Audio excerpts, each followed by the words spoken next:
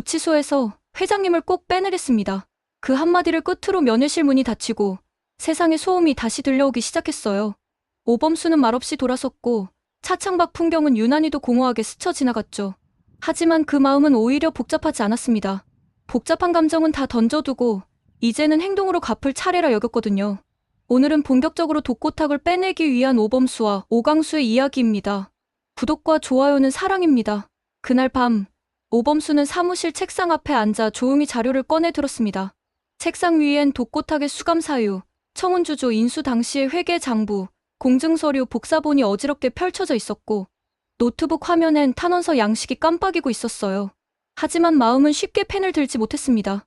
탄원서 한 장이 단지 서류 한 장이 아니라 오랜 상처와 상처 사이의 다리가 되어야 했으니까요. 이건 감정으로 하는 일이 아니야. 누군가는 해야 하는 일이고 그게 지금은 나일 뿐이야.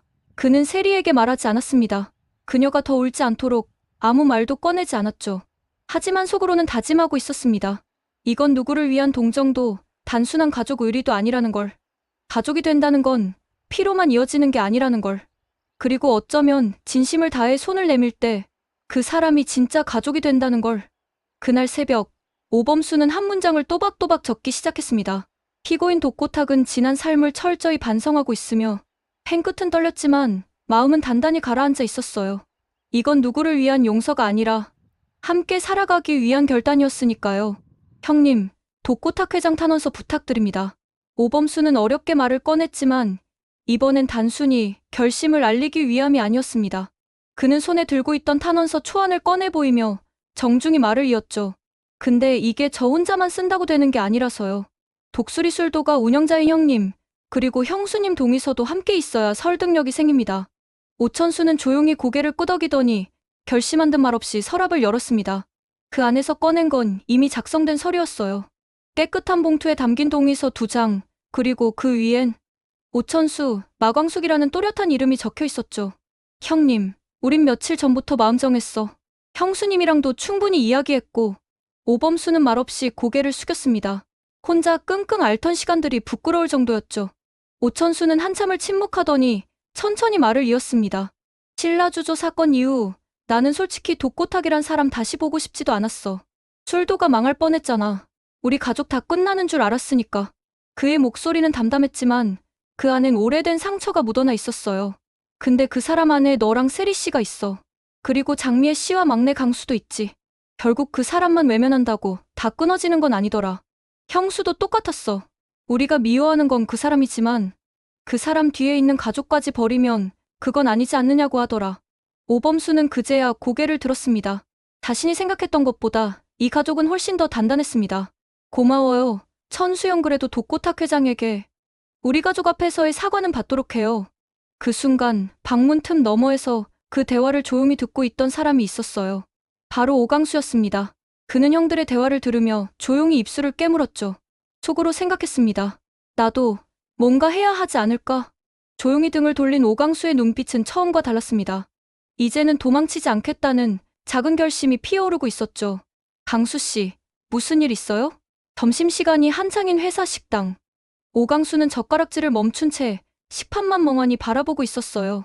서류를 들고 와서도 계속 실수만 반복했고 보고하러 가다 말없이 돌아서기도 했죠. 그 모습을 조용히 지켜보던 한봄이 다가와 조심스럽게 말을 건넸습니다. 아, 아니에요. 그냥 잠을 좀 못 자서요. 오강수는 황급히 고개를 저었지만 그런 대답이 진심이 아니라는 걸 한봄은 이미 알고 있었어요. 잠시 머뭇거리던 그녀가 씩 웃으며 말을 이어갔죠. 그럼 오늘 퇴근하고 맥주 한 잔 어때요? 저도 요즘 좀 답답하거든요. 그 말에 오강수는 살짝 당황했지만 이내 고개를 끄덕였습니다.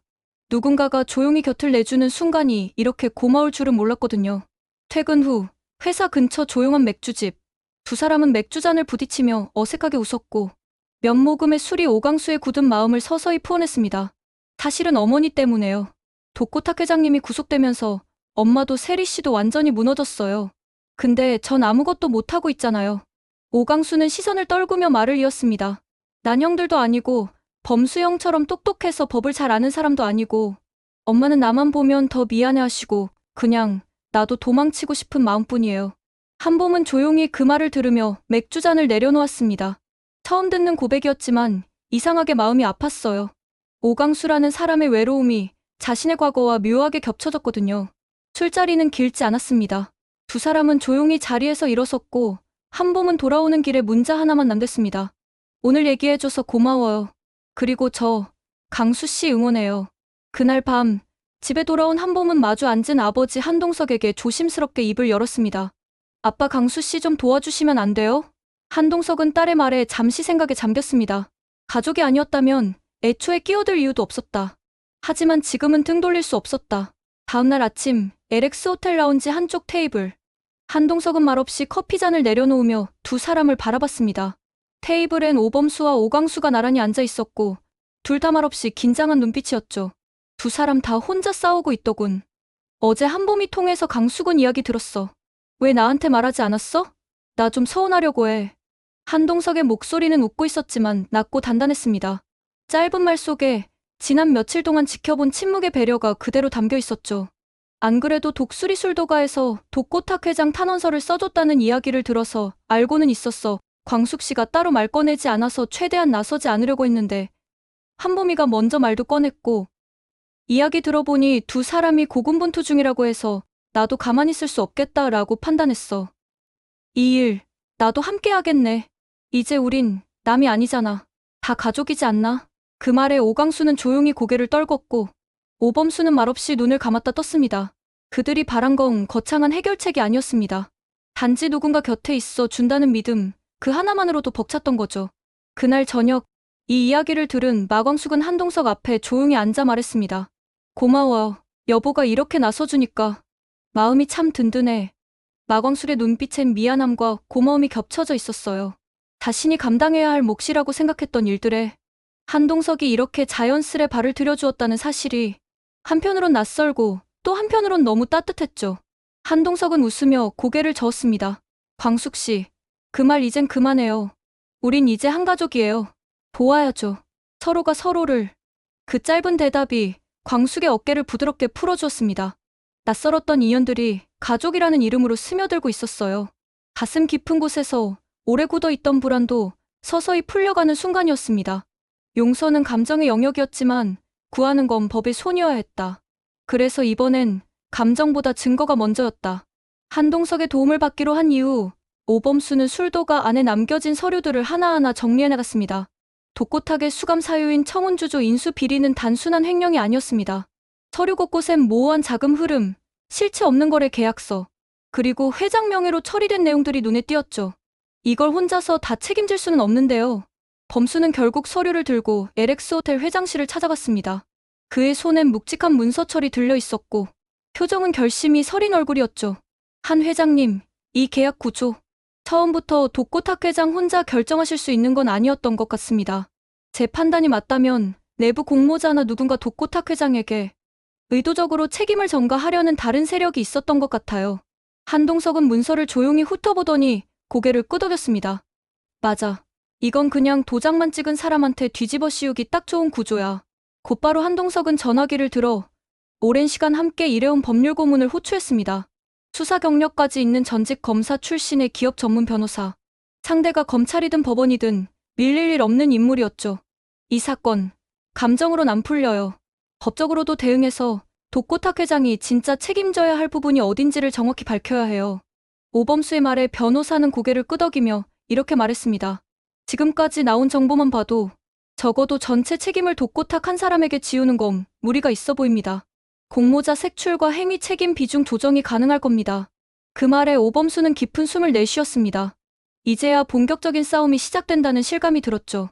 이 싸움, 단순한 감정 정리로는 안 끝나요. 체리 아버지를 지키는 일이기도 하지만 이제는 진짜로 술도가를 지키는 일이 됐어요. 그의 눈빛엔 단단한 결심이 담겨 있었습니다.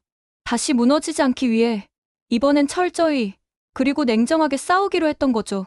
구치소 면회실. 독고탁은 칸막이 너머로 들어서는 오범수와 장미애를 보자마자 한숨부터 내쉬었어요.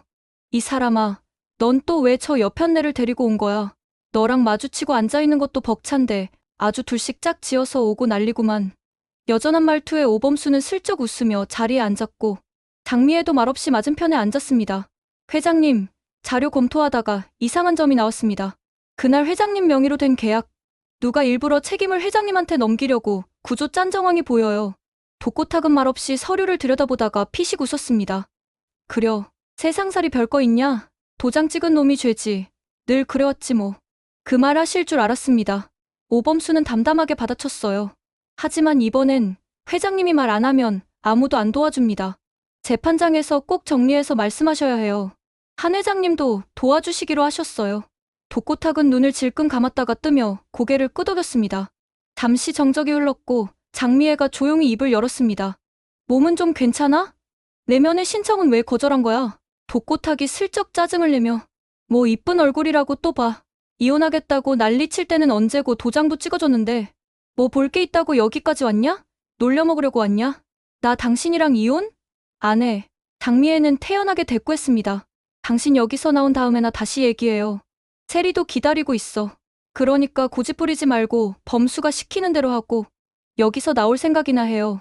독고탁은 코웃음을 치며 시선을 창밖으로 돌렸습니다.